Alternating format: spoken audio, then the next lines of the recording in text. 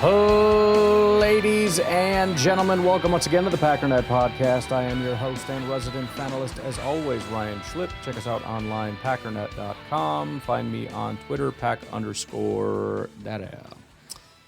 Well, today's going to be a little bit more of an interesting day than I expected it to be. First of all, I had mentioned yesterday that there was another question that I thought about asking in terms of just kind of looking at some of the data of our team and the trajectory and all that. But we didn't really have a lot of time, so I'll just save that for tomorrow. That yielded way more significant results than I was expecting. I had to double and triple check those because I'm like, that doesn't even make sense. And then even more unexpected things happened. They added Mr. Trayvon Diggs, which I was just about to get started recording, and I see that, and then I see that they also added another quarterback to our roster. So going to take a look at all that. We don't have to look a ton into the Diggs thing because we already did. Obviously, as I mentioned, I'm not necessarily over the moon about it, and I don't think anyone necessarily should be. But I think one of the things that I saw yesterday when I was kind of going through, the fans saying a lot of stupid things or whatever that's annoying, the only one that I could possibly get behind is people saying, well, whatever, we need bodies. I don't know how massively necessary that is. It's not the right word. What am I looking for? I don't know how beneficial he's going to be. I mean, compared to whatever practice squad guys are out there, he's probably as good or better. He's certainly got more starting snaps, which is a benefit as a guy that knows how to play football. But I don't know. I just thought that was maybe the best argument that there was. And then I'm seeing the exact opposite today as people are out there kind of, as the national media folks are trying to somewhat defend it, a lot of the fans are coming in crapping on it, which honestly makes my heart swell a little bit because usually the fans are just way too overly optimistic about everything and this is going to change everything and we got this elite stud. It's just people crapping all over everything. But I think, I don't remember exactly who said it, but essentially what they said was, look, they're going to get him in. It cost us nothing. He's going to come in. They're going to see if he can play. If he can play, then he'll play. And if he can't, then he won't. And that's basically it. And I thought, no, fair enough. I would still caution people. Do not expect this to save our season. It's not impossible. We've seen players that were not really good in previous places come in and be good. Rasul Douglas was never a good corner. He got here and was a good corner. We had Devondre Campbell, who was never a good linebacker at all, came here and was a good linebacker. So it's not impossible. And, it's funny, on Packernet After Dark, wouldn't be last night, but the night before, I guess, I forget exactly what they were saying, but I had kind of just gotten to the point where I thought, what if we just leaned into the fact that this team is not capable really of winning a Super Bowl based on their talent? But if we acknowledge that sometimes teams get lucky, what if we just got lucky? You know what I mean? No, we're not the best team. We're not the second best, third best, fourth best. But the Rams weren't with anyone either. So what if we just got freaking lucky? What if all these teams that get lucky and go on these lucky runs and win games that they shouldn't win because of nonsense, what if that happens to us? And maybe this could be a contributing factor. Oh yeah, he hasn't been that good in a while. He hasn't been like Mr. Interception. You know what? This team hasn't gotten a lot of interceptions. What if he comes in with this team and instead of, maybe his interceptions went down because his opportunities went down. What if he comes here and the opportunities present, and instead of dropping like everybody else, he actually just catches them? About that crazy idea. So, again, I don't know that there's anything really rational here that there is to get excited about, but I don't know that being hyper-rational is going to help us right now because, rationally speaking, we're a pretty mediocre team. And that's fine, I guess, on any given day. But as we're talking about the postseason, that doesn't inspire a ton of confidence. So why not? Let's lean into the crazy a little bit. Let's see what can happen. I mean, it's the postseason is just a couple games. That's all it is. You know, that's the crazy thing about the NFL as compared to some other things. You can't really luck your way into a championship as much in, baseball. Because you got to convincingly beat everybody in front of you. The NFL, you don't have to convincingly beat anybody. You can barely beat a team that's better than you on a couple lucky breaks and some bad penalty calls from referees. So screw it.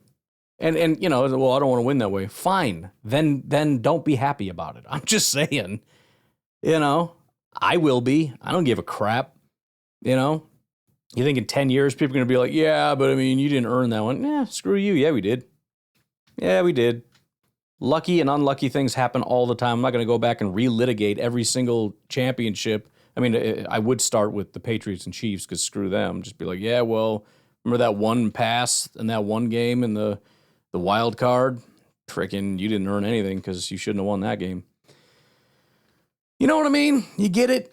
Let's just embrace it. Why not? Let's get weird. I'm not saying I'm going to completely change my opinion, and I will disagree with anyone saying I think he's actually good because he hasn't been. But can he go on a little bit of a lucky run, get us a couple lucky picks that overturn some games? Why not? He can do was it Shields who came in on the Super Bowl run and got that game-sealing pick in the wild card to send us on to the next round? Let's get freaking weird with it, dude, As for some details here, Ken Ingalls reports Trayvon Diggs will count on the Packers' salary cap for $472,222 for Week 18. If active, it will be $531,046. That's an important distinction. Again, there are no guarantees here. It's not a lot of money, so they're willing to, try it. Next year, his cap will be $14.9 million or $15 million if active Week 18. The max it would cost is $15.5 million if active all 17 games. He says, spoiler, he will not be playing on this contract in Green Bay in 2026. He won't be playing on that contract anywhere. Nobody's paying him that amount of money. But he can earn himself some money if he can show that he can still play. Somebody will pay him something. Maybe we will. You never know. Again, let's keep dreaming. Maybe he's going to be great and we're going to pay him and he stays here and we just got ourselves a stud corner for a few years. There's no rational reason to believe that, but sometimes irrational, crazy things happen. So frickin' screw it, man. Like I said, we got a couple weeks left. We're going to get weird with it. In fact, in the spirit of getting weird with it, Jason Wilde wrote an article here on this issue. He says, 3 decades ago, the Green Bay Packers, devastated by injuries at wide receiver, put in a waiver claim on Andre Bad Moon Rison, and it helped them win Super Bowl 31. On Wednesday, Packers general manager Brian Gutekunst took a page out of Pro Football Hall of Fame GM Ryan Wolf's book and claimed ex-Dallas Cowboys cornerback Trayvon Diggs, hoping to shore up the team's decimated cornerback position. 27-year-old Diggs, a 2021 first-team All-Pro and 2-time Pro Bowler, was cut by the Cowboys on Tuesday, reportedly after he and head coach Brian Schottenheimer had a disagreement about Diggs wanting to stay home in his native Maryland after the Cowboys' Christmas Day win over the Washington Commanders. Schottenheimer reportedly told Diggs he had to fly back to Dallas-Fort Worth Metroplex with the team, and Diggs chose to stay in Maryland anyways, according to NFL insider Jordan Schultz. So I didn't know that specific detail, but as I mentioned, there were on and off the field issues with him, as well as, I guess, injury issues, which would be kind of a third thing. So his play declined, the off the field personality stuff, and then injury stuff. One source told ESPN the Cowboys' decision to move on from Diggs was due to a quote-unquote a culmination of events, including performance. So, with the injuries and whatnot at corner, the Packers, again, as far as the bodies thing goes, decided to take a swing. They got the guy, and there you go. Presumably, we still have the starting 3 if we decide to go that route, which would be Keyshawn, Valentine, and Bullard. But Diggs now is the wild card, whether or not he is just a backup, or if they're going to rotate him in certain situations, or if they're just going to put him in right away because they think he's better than somebody. If I had to guess, they're going to put him in over Valentine. If they did put him in over somebody, wouldn't be my pick, but Valentine had a pretty bad day last week, so whatever. Whatever works for you, just go ahead and do it. In total, there's a lot of movement on the roster for obvious reasons, but a lot of different things. Ken Ingles put together a little bit of a list. At the end of their Day 3 roster blitz, the Packers ended up adding 6 players to their 53-man roster. Cornerback Jalen Simpson was promoted. Cornerback Clayton Tune was promoted. This would be from the practice squad. Cornerback Shamar Bartholomew was promoted. And then defensive tackle Jonathan Ford was claimed off waivers, as was cornerback Trayvon Diggs. 4 players were added to their practice squad to fill those 4 spots. Running back Damien Martinez, quarterback Desmond Ritter, offensive lineman Karshan Barhart, cornerback Tyron Herring, who we are familiar with. 4 players were added to IR. Those players, unfortunately, include safety Zane Anderson, cornerback Kamal Haddon, cornerback Nate Hobbs, and defensive tackle Jordan Riley. So 14 moves in all. Why don't we take a break here? We'll kind of go over some of these guys to kind of get familiar, especially the guys that are now on our 53. Probably pretty important that we get to know or remember. And then we'll take a peek at the other practice squad. But we'll take a break, and we'll be right back. All right, so let's start with our brand new practice squad players. Those guys include, first of all, running back Damien Martinez. He was actually a 7th-round pick this year. I always love those guys where it was like, first of all, he's brand new, so we don't know that he's not good. And it's a rookie guy, so there's no tread. All possibilities are on the table. Seattle Seahawks, as I said, picked him up. He did not play any regular season snaps, but in the preseason, and one of the things you notice about the people we pick up is usually we play against them. It shouldn't matter, but it just seems like when the Packers watch somebody, that it sticks in their brain a little bit more. We saw them in the preseason, just like Trayvon Diggs had his best game of the season against the Packers. So that kind of stuff seems to happen a lot. Anywho, in the preseason for Seattle, he ended with 24 attempts, 84 yards and a touchdown, 3.5 yards per attempt, a 64 rushing grade, 2.17 yards after contact, and 3 missed tackles forced. In college, the guy was an absolute freaking monster. And by the way, huge, downhill, physical, smash mouth kind of a guy, which, I don't know that the Packers would be opposed to. I mean, he's on the practice squad, but there are scenarios where a guy like this makes a ton of sense. PFF has him listed at 6 foot, 232 pounds, just 21.9 years old. I mean, this guy is big, physical, elite college football player, young.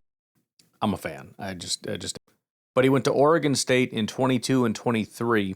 He had a 90 rushing grade in his rookie year, 982 yards, 6.1 yards per attempt, 3.48 after contact. Year 2 at Oregon State, 88 rushing grade, 6.1 yards per attempt, 9 touchdowns, 1,185 yards. Then he transfers to Miami. He plays 1 year in Miami. He has 160 attempts, which is his lowest, but cracks 1,000 yards, 1,006 yards, 6.3 yards per attempt, and 10 touchdowns. 91 PFF grade, 94.4 rushing grade, 4.46 yards after contact, 42 missed tackles forced. His longest carry went for 75 yards. He had 24 carries over 10 yards. So we'll get to play around with that for a little bit. That should be fun. Desmond Ritter, a much more known commodity. He was a 3rd-round pick out of Cincinnati by the Atlanta Falcons back in 2022. Didn't go particularly well.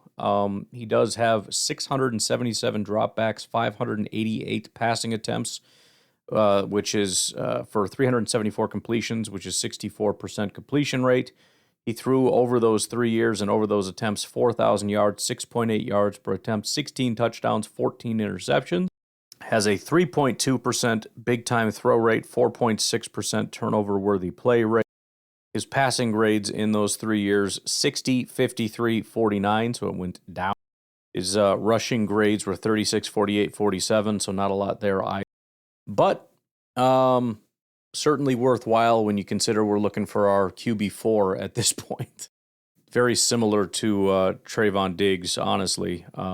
Might be a little bit disrespectful to Diggs, but it's similar insofar as we need the bodies, and he's got NFL starting experience, so it's probably better than a lot of the other guys you can scrape up from places. Then we added Carson Barhart to our practice squad. He is a 2024 UDFA out of Michigan. He has not played in the regular season, but as far as his preseason snaps go, 225 attempts. In year one, he had a 66 grade. That went down to a 50 in 2025. His run blocking grade went from a 63 to a 54. His pass blocking dropped from a 66 to a 37. So relatively promising. 2024, 2025 was pretty bad. Again, that was just preseason football. I think the appeal is probably that he's played multiple positions. It's just guard, but it's left and right guards. And then in college, he actually played guard and so left tackle, left guard, right tackle, everything but center he's played. So as the Packers tend to love, he's a versatile piece. Rather, it makes sense in this context. I mean, if you're looking for starters, I would question whether that's the most important aspect. But if you're looking for depth, yeah, rather than, because you don't know who's going to get hurt, rather than getting 5 guys, you get one guy that can play 4 positions, you know. Then you got Tyron Herring. Tyron Herring is actually already a former Packer. In 2025, we picked him up as a UDFA out of Delaware, the Fightin' Blue Hens. Cornerback, if I didn't say that and if you don't remember. In the preseason, his grades were 58, 56, 61. Overall, it was a 57. His coverage was a 49.9, so that was pretty bad. The only redeemable thing was that he had an 81 run defense grade. But other than that, obviously didn't go very well. Not even well enough for us to keep him stashed in our practice squad. But he's back. As for the practice squad players that have been elevated, there is Clayton Tune, who we are recently familiar with, former Texans draft pick in the 5th round. He is, over his 3 years, 2 with Arizona, 1 with Green Bay, he's thrown 27 passes only. He has 3 interceptions in those 27 passes. 0 touchdowns, 3 interceptions. The one we saw obviously was not entirely his fault. That was a tipped pass, but also was not the most accurate pass. It looked like it was a rocket ball thrown up above and behind the guy. So those types of passes are more likely to be intercepted because you threw it like that. So as I've already said, if we're starting Clayton Tune against the Minnesota Vikings, I would more or less chalk that up to being a loss. His grades, although again, he has hardly thrown any passes, but 28, 61, and 42 are his passing grades in those 3 years. Then we got Jalen Simpson. We actually picked him up this year. He was a 2024 5th round pick by the Colts. Spent 1 year there, had a 49 grade. We picked him up this year. He played in our preseason, had a 56 grade, 53 run defense, 63 coverage, which is not the worst, but we're talking 7 snaps he played in coverage. Just played in preseason week 3. A little bit of a smaller guy. He's 6'1", 178, so it's a little bit outside of the typical comfort zone for the Packers, but decent athletic number, especially his explosion stuff. He's also kind of a cornerback safety hybrid, but I'm guessing with all our corner injuries, that was the reason for the elevation. Then there's Jonathan Baldwin. He's a 2025 UDFA. He played, it looks like, primarily in the slot for us. His 3 games in the preseason were 45, 54, and 66, so it got better every single week overall. I actually have all my notes from training camp, so I want to go back and look at those for a second. Jonathan Baldwin, preseason week 1 against the Jets. Baldwin stood out with what was described as a great play on special teams. It's also something to keep in mind. There's not a lot of notes for Jonathan Baldwin. I'm just looking at him. Preseason 1 versus the Jets, announcer used the phrase, "he is stoned," to describe a play involving. Well, let's see. And then day 7, had a pass breakup on Messiah Swinson, also got beat by Johnny Lumpkin. So not a ton there for Jonathan Baldwin. want to go back and look at Jalen Simpson real quick. Signed by the Packers as a safety to replace Omar Brown, who got injured. 5th-round pick by the Colts, spent part of the offseason with the Jets before being signed by the Packers. 6 foot, 108. Played corner early, transition to safety his final year. Training camp. Let's see. Yeah, that's about it. Anywho, continuing, another corner, Shamar Bartholomew, was promoted from the practice squad. His only regular season snaps were with the Carolina Panthers in 2024. Had a 55 overall grade, but a 54 coverage grade. Just 3 receptions on 5 targets, 26 yards, and a touchdown allowed, though. 2024 preseason with the Jets was actually quite good. He had an 87 grade, 85 coverage grade. That dropped to a 55, though, in 2025. He's out of Georgia Southern, listed at 6'1", 200 pounds. And then the final guy here is Jonathan Ford, who we also know a touch about. I mean, there's also Trayvon Diggs, but we've talked enough about him. Jonathan Ford was a 7th-round pick, listed at 6'5", 338 pounds. The only things I'll remember about him is that he's massive, like 340. And the only real college highlight film I saw, I'm probably misremembering this in my mind because I'm making it funnier than it was, but he like frog splashed a guy, and if I'm not mistaken, it was like out of bounds. It was the funniest looking thing ever. A 340-pound guy just running and doing a giant frog splash. Hilarious. But he was a 7th-round pick actually back in 2022. Let's see. In the regular season, he only played for Chicago, so we wouldn't really remember a lot of that. But in the preseason for us over 3 years, he had a 28 grade, a 54 grade, and then a 79 grade. So he got better and better every single year, including his run defense, which was, again, we get these big guys that are terrible at it, but 27, 37, and then 80. And these are always small sample sizes, plus it's the preseason. Apparently, we just let him go, though, after that, because he spent 2024 playing for the Bears, and it didn't go well. He had a 38 grade, and in 2025, it was a 37 grade. His run defense grades were 47 and then down to 41. So it never really went super well. But he's back, so welcome back, Jonathan Ford. Okie doke. Zach Cruz says, I'm ready to talk myself into Trayvon Diggs as Rasul Douglas 2.0. Who's with me? That's what I'm saying, man. I didn't want him, but we got him. So let's get excited about him. Apparently, he also has to still work through his physical, which, if you remember the Detroit Lions, you can't assume anything yet. But I don't really see why he wouldn't pass his physical. I think he was fine with Detroit. By the way, Dallas. Micah Parsons, former teammate of Trayvon Diggs, very excited about the situation. He's been tweeting about it and putting it all over the place. All right, final thing here before our break. We've got the first injury report out. Let me bring this down here so I can actually read it. We'll start with the Minnesota Vikings. It's actually one of the smaller lists I've seen from the Packers, but we'll get there in a minute. Minnesota Vikings. Gavin Bartholomew. I wonder if that's a relation to the Bartholomew that we just elevated. He is a full participant. He's the only guy listed as a full participant. The limited participants for them: linebacker Blake Cashman with an elbow injury, running back Jordan Mason with an ankle injury, J.J. McCarthy with a right hand injury, Brian O'Neill, their tackle, with a heel injury, Levi Drake Rodriguez, defensive lineman, with a rib injury, and Harrison Smith, who is down for veteran rest, or was limited, I guess, for veteran. I don't know if I've ever seen limited for veteran rest. Guys that did not participate: Miles Price, wide receiver. He's got an ankle injury. Aaron Jones, obviously we know the running back, with a hip injury. And TJ Hawkinson with a shoulder injury. Don't really have any news or notes in terms of Vikings people saying that they think this person will or won't play as of this time. It's probably a little early. Sometimes it's kind of being reported as, it was so serious he's expected to go to IR or definitely not going to play. Just based on tone from what I'm reading here, if I had to pick one of the DNPs to not play, I would probably lean Aaron Jones. But I don't know. We'll just keep an eye on that. As for the Packers, I'll just read through the list. I think last time I remember it was like 14 or 18 or something crazy.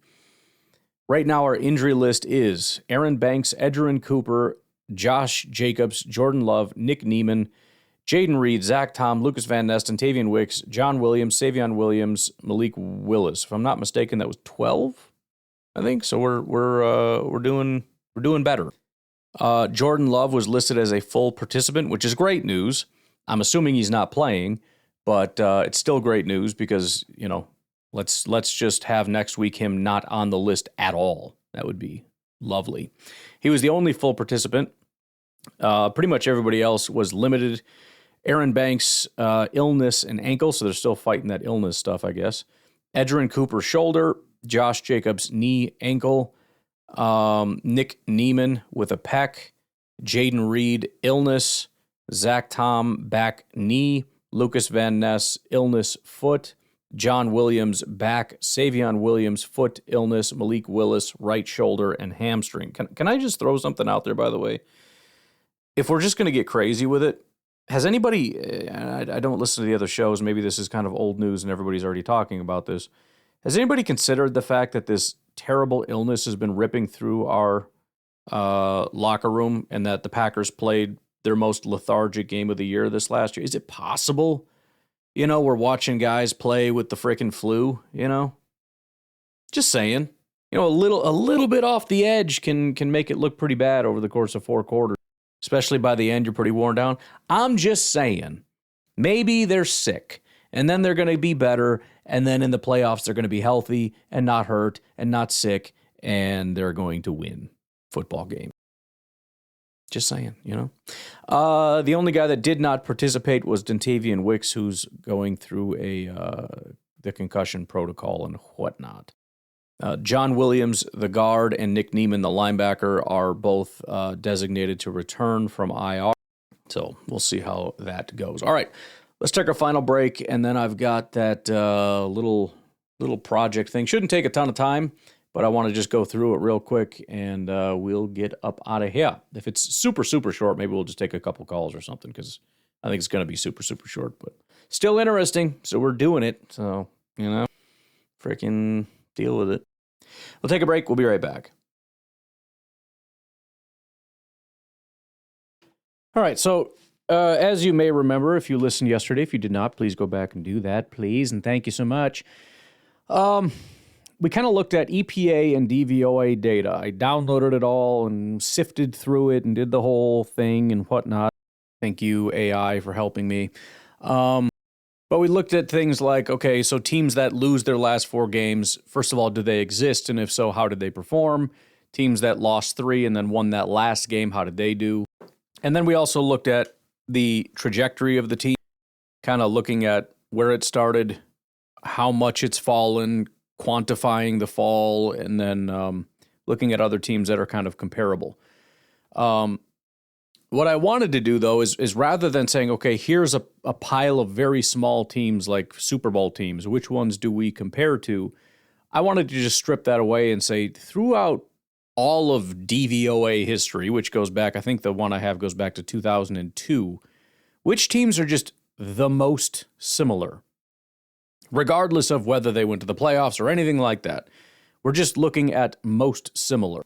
Let me explain to you kind of the process, or I guess I should say what I mean by most similar. So first of all, in DVOA, what we have are every single team, every single week, and it says, as of this week, what is your DVOA? So week 1 is just your week 1 DVOA. The week 2 DVOA is your DVOA through those first 2 weeks, etc., all the way through the 16, 17 weeks, whatever that you play.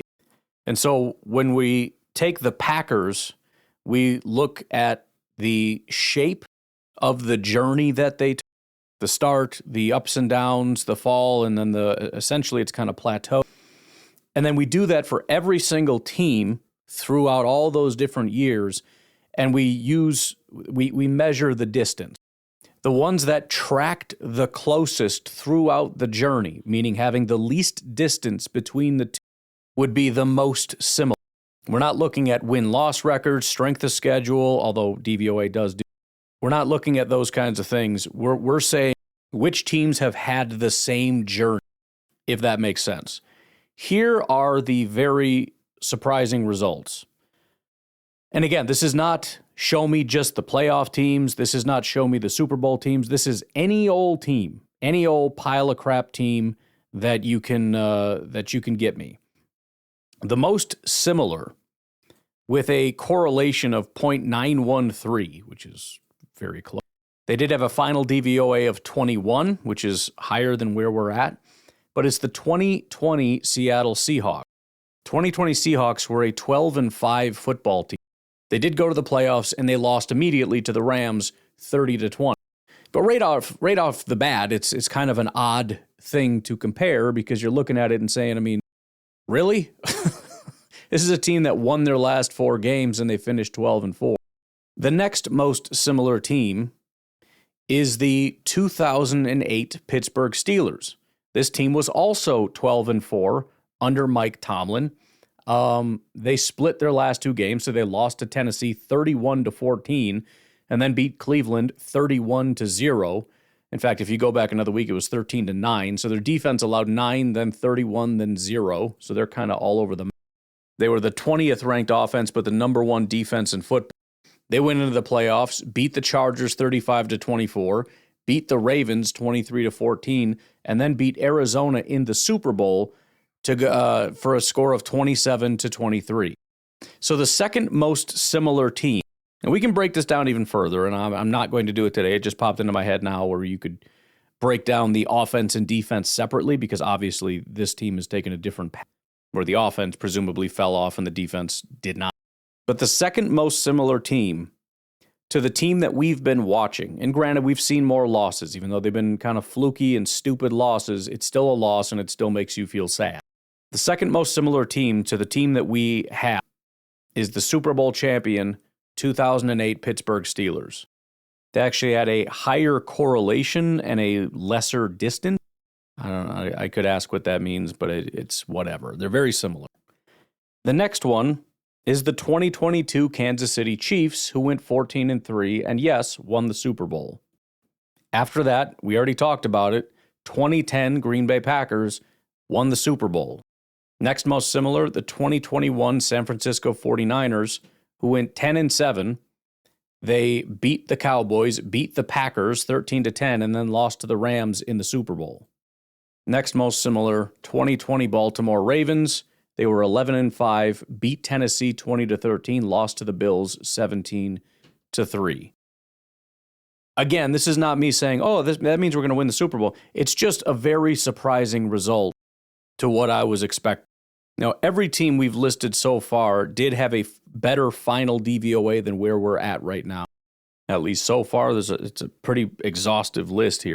But again, these are very good football teams. If you wanted to look at maybe the most high correlation team that had like the most similar DVOA, I think our final DVOA is like 13-ish, somewhere in there, 13 point something. It would be the 2013 Kansas City Chiefs, 11-5 under Andy Reid. They actually went 9-0, and then after their bye week, they went, 2-5, went to the playoffs and lost to the Colts by 1 point, 45-44. I don't know if the things are quite that bad. The other close one, there's a couple, but 2023 Dallas, 2011 San Francisco, and 2011 Houston Texans are also teams that very closely correlate to our path and have a closer starting point to where we are right now. So 2011 Houston, for example, that was a team that did lose 3 in a row to finish the season. They were 10-3, lost 3 in a row. Went to the playoffs, beat the Bengals 31-10, and then lost to the Ravens 20-13. So, again, a lot of wild stuff.